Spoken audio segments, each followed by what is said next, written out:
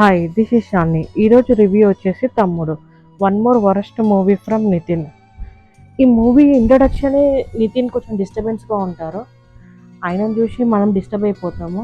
So స్టార్టింగే డిస్టర్బెన్స్గా ఉంటాడు కాబట్టి ఎండింగ్ ఎలా ఉంటుందో ఊహించేసుకోండి. సో ఇక్కడైతే నితిన్ పడుకుంటాడు అనమాట. పడుకునేటప్పుడు డ్రీమ్లో లక్ వస్తుంది అనమాట. ఆ లక్ వచ్చేగానే లేచి కూర్చుంటాడు. లేచి కూర్చొని అయ్యయ్యో రిగ్రెట్గా ఫీల్ అవుతూ ఉంటాడు. అయ్యయ్యో అక్క చెప్పిన పని చేయలేదు అనేసి. ఆ పని ఏం లేదండి, వాళ్ళ అక్క ఒక అతన్ని ఇష్టపడుతుంది అనమాట, లవ్ చేస్తుంది. అతనికి ఒక లెటర్ రాస్తుంది. లెటర్ రాసి ఇది ఇచ్చేసేయరా అనేసి వాళ్ళ తమ్మునికి అయితే లెటర్ ఇస్తుంది. అది నితిన్ తీసుకెళ్ళి ఇచ్చే టైంలో వాళ్ళ డాడీ కనిపిస్తారు. భయపడి వాళ్ళ డాడీకి లెటర్ ఇచ్చేస్తాం అనమాట. ఆబ్వియస్లీ చూస్తే ఏం చేస్తారో తెలిసిందే కదా, వేరే పెళ్లి చేస్తారు.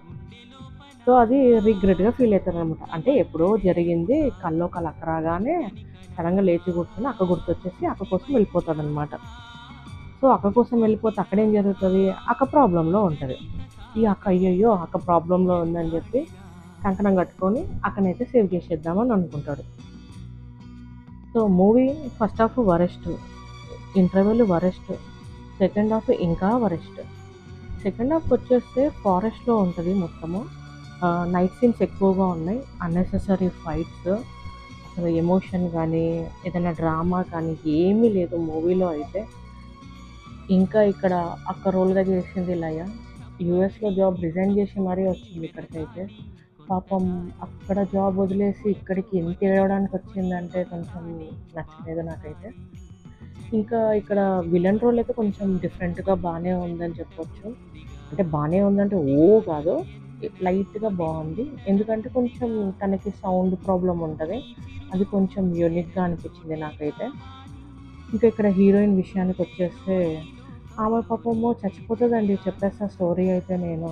అంటే యాక్టింగ్ చేస్తున్నప్పుడు తనకి తెలిసిపోయినట్టుంది ఏం జరుగుతుందో అనేది.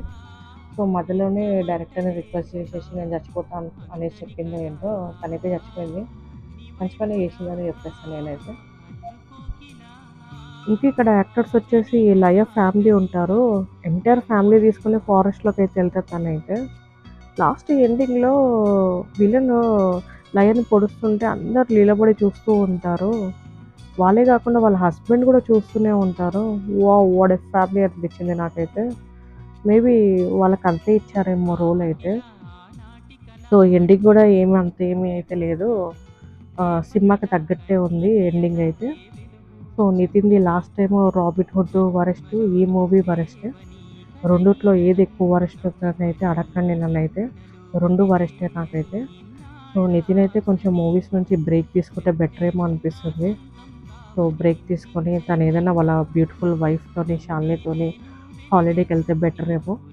ఎందుకంటే ఇలాంటి మూవీస్ తీయడం కన్నా తను బ్రేక్ తీసుకోవడమే బెటర్ అనిపిస్తుంది నాకైతే. ఇంకా ఈ మూవీ అయితే నేను ఓటీటీలో కానీ థియేటర్లో కానీ అస్సలు రికమెండ్ చేయను. లేదు చూడాల్సిందే అంటే మాత్రం వద్దండి, చూడకండి ప్లీజ్. Thank you.